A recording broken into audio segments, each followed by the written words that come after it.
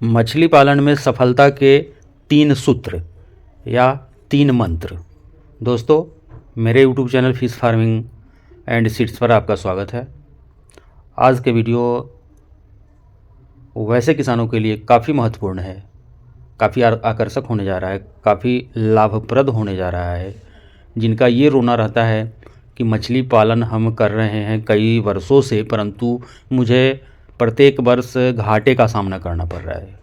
आखिर क्यों ऐसा होता है, इसी पर हम चर्चा करेंगे और हम वैसे 3 सूत्र के बारे में इस वीडियो में डिस्कस करने का प्रयास करेंगे, जिससे आपका घाटा फ़ायदे में बदल जाए, घाटा ना हो करके फ़ायदा आपको महसूस हो। अगर ये बताए हुए 3 सूत्र को आप अपनाते हैं अपने मछली पालन व्यवसाय में, तो हम आशा कर सकते हैं कि आपको नुकसान नहीं होगा, फ़ायदा ही फ़ायदा होगा। और वो 3 सूत्र हम बताएंगे सिर्फ़ और सिर्फ मछली के सीड के विषय में, यानी मछली का जो जीरा बोलते हैं, मछली के बच्चे के बारे में। नंबर 1 हम बात करेंगे सीड का क्वालिटी किस तरह का होना चाहिए। नंबर 2 सूत्र पर हम चर्चा करेंगे सीड यानी बच्चे का साइज क्या होना चाहिए।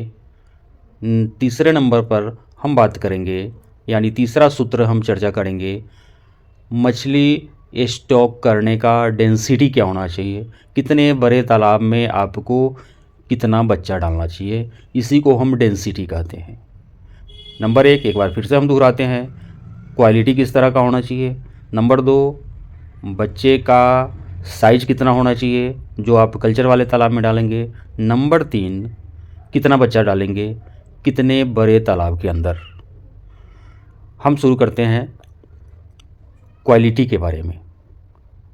आप अगर दिल्ली से वीडियो देख रहे हैं, आप गोरखपुर से वीडियो मेरा देख रहे हैं, आप छत्तीसगढ़ से वीडियो देख रहे हैं, या फिर गुवाहाटी असम से वीडियो देख रहे हैं, या उड़ीसा के रहने वाले हैं, बिहार के रहने वाले हैं, कहीं से, आप लोग क्या करते हैं कि आपके आसपास में 5 किलोमीटर के अंदर, 10 किलोमीटर के अंदर, 20 किलोमीटर के अंदर, 50 किलोमीटर के अंदर जहाँ हैचरी मिलता है वहाँ से सीड खरीद लेते हैं। अब उस बच्चे की परख आप नहीं कर पाते हैं कि इसका जो हैचरी का मालिक ब्रीडिंग कराया है, जहाँ से बच्चा वह निकाला है, जिस ब्रूडर से, उस ब्रूडर का साइज़ क्या था, ये आपको पता नहीं होता है। आप 50 किलोमीटर से बच्चा मंगाते हैं, या तो खुद जा कर के वहाँ से लाते हैं, और नहीं तो वहाँ से उससे संपर्क होता है बच्चे वाले से, सीड वाले से, आपके यहाँ तक पहुँचा जाता है, आपका पैसा लेकर के चला जाता है। आपको पता नहीं लग पाता है कि जो बच्चा हम इससे परचेज किए हैं, ख़रीदे हैं, मंगवाए हैं, इसका ब्रूडर कितना साइज़ का था। हम आशा करते हैं ब्रूडर के बारे में आप लोगों को पता होगा, किसे ब्रूडर कहते हैं, उस पर हम चर्चा नहीं करेंगे। तो अच्छे क्वालिटी का बच्चा ख़रीदने के लिए आप हर समय प्रयास करें कि कोलकाता के नेहाड़ी से ही मछली के बच्चे आप संभव हो तो मंगवा सके, और संभव है आपके लिए। जो स्क्रीन पर नंबर दिखाई दे रहा है, इस नंबर पर आप संपर्क करेंगे, आपकी बात मुझसे होगी। मेरा नाम बबलू सिंह, हम बिहार हाजीपुर के रहने वाले, परंतु हमारा बच्चे का काम कोलकाता नेहाटी में होता है। हम लोग का ब्रूडर 4 केजी, 4.5 केजी, 5 केजी साइज का होता है, जिससे हम लोग ब्रीडिंग कराते हैं बच्चों को। तो इस नंबर पे कांटेक्ट करेंगे तो बड़े साइज वाले ब्रूडर का बच्चा हम आपको देंगे। चाहे आप छत्तीसगढ़ के रहने वाले हों, चाहे आप गोरखपुर यूपी के रहने वाले हों, या दिल्ली के आसपास के रहने वाले हों, या फिर उड़ीसा भुवनेश्वर वाले हों, बिहार पटना हाजीपुर, कहीं सीतामढ़ी समस्तीपुर कहीं के रहने वाले हों, हम ट्रेन से आपके यहाँ तक बच्चे को भेजवाएंगे। तो नंबर 1 क्वालिटी पर आपको ध्यान देना पड़ेगा बच्चे का। दूसरा, बच्चे का साइज़ क्या होना चाहिए। आप हमसे मंगवाते हैं बच्चे, बहुत सारे संतुष्ट ग्राहक हैं हमारे जो लोग मंगवाए हैं, परंतु हमारे साथ मजबूरी होती है कि जब आप थोड़ा बहुत बच्चा 2000 5000 पीस लेते हैं, तो उस पोजीशन में हम आपके लिए ट्रेन से या ऑक्सीजन में पैक करा करके छोटे साइज़ का बच्चा भेजते हैं। और इस बच्चे को, छोटे साइज़ वाले बच्चे को, अगर आप अपने कल्चर वाले तालाब में डालते हैं तो इसमें ग्रोथ काफ़ी धीमा होता है, आपका काफ़ी टाइम लगता है। ग्रोथ धीमा नहीं होता है, ग्रोथ तो बेहतर होता है, लेकिन टाइम टेकिंग ज़्यादा हो जाता है। ऐसा नहीं है कि 1 इंची वाला बच्चा आप डालेंगे और 5 महीने 6 महीने में आपका कल्चर तैयार हो जाएगा, ऐसा नहीं होता है दोस्तों। तो इसके लिए क्या करना पड़ेगा, आपको एक नर्सरी तालाब आपके पास होना चाहिए। आप हमसे छोटा बच्चा जब मंगाते हैं तो आपको अपने नर्सरी वाले तालाब में इसको डालना चाहिए। 3 महीने, 4 महीने, 5 महीने आप नर्सरी वाले तालाब में पहले बच्चे को डालें। उसके बाद कल्चर वाले तालाब में जब यह बच्चा 50 ग्राम, 60 ग्राम, 70 ग्राम, 80 ग्राम, 100 ग्राम के आसपास हो जाए, यानी 1 केजी में 15 बच्चे, 10 बच्चे, 20 बच्चे, 25 बच्चे, 25 लाइन का बच्चा अगर आप डालते हैं, गारंटी के साथ यह 5 से 6ठे महीने में, चाहे वह कतला हो, रोहू हो, ग्रास कार्प हो, सिल्वर कार्प हो, आईएमसी हो या कार्प मछलियाँ हो, या हम फिर रूपचंदा पंगास की बात कर सकते हैं, कोई भी मछली हो, यह 5वें से 6ठे महीने में गारंटी के साथ 1 केजी साइज़ का होगा। और अब हम बात करते हैं तीसरे सूत्र का, जिसके बारे में सारे लोग आप लोग गलती करते हैं, डेंसिटी के विषय में।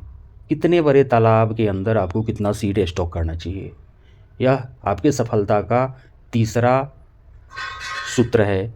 यूँ कहिए कि मूल मंत्र है सफलता का मछली पालन में। डेंसिटी में हर जगह आप लोग गलत कर लेते हैं। आज ही एक लोगों से बात हुई, वे बिहार के मुंगेर ज़िले के रहने वाले हैं।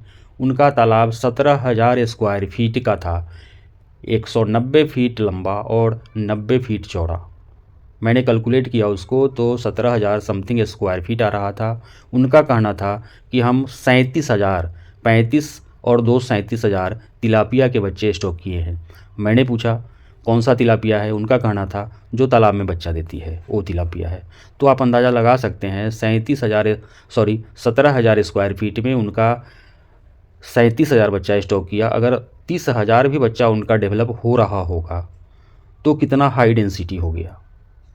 तो ऐसा गलती भूल करके नहीं करिए। तीसरा हम बताना चाहेंगे आपको, 1 एकड़ के तालाब में मात्र 5,000 बच्चा डालना है अगर आप फिंगर साइज डालते हैं तो। लेकिन आप नर्सरी वाले अपने तालाब से 50 ग्राम का बच्चा निकाल करके अपने कल्चर वाले तालाब में डालते हैं तो उस पोजीशन में 1 एकड़ में मात्र 4,000 से 4,500 बच्चा ही डालना है। एक लोगों से आज बात हुआ, वह कहे कि हम अपने हाफ एकड़ वाले तालाब में 6,000 सिर्फ रोहू का सीड स्टॉक किए हैं। अब बताइए हम इतने दिनों से वीडियो क्यों आप लोगों के लिए बनाते आ रहे हैं। जब आप 17,000 स्क्वायर फीट में 35,000 बच्चा स्टॉक करिएगा, जब आप अपने कल्चर वाले तालाब में हाफ एकड़ वाले में सिर्फ रोहू का पालन करिएगा, रोहू का बच्चा स्टॉक करिएगा, तो फिर हम लोगों को यूट्यूब पर वीडियो डालने से कोई मतलब नहीं रह जाता है। इन 3 चीज़ों पर आप ध्यान दे करके जो भी बताया गया है उस तरह से आप काम करेंगे, कोई शक नहीं है, कोई आशंका नहीं रह जाएगा कि आपको नुकसान होगा मछली पालन में। हर समय फ़ायदा ही फ़ायदा होगा। बहुत बहुत धन्यवाद।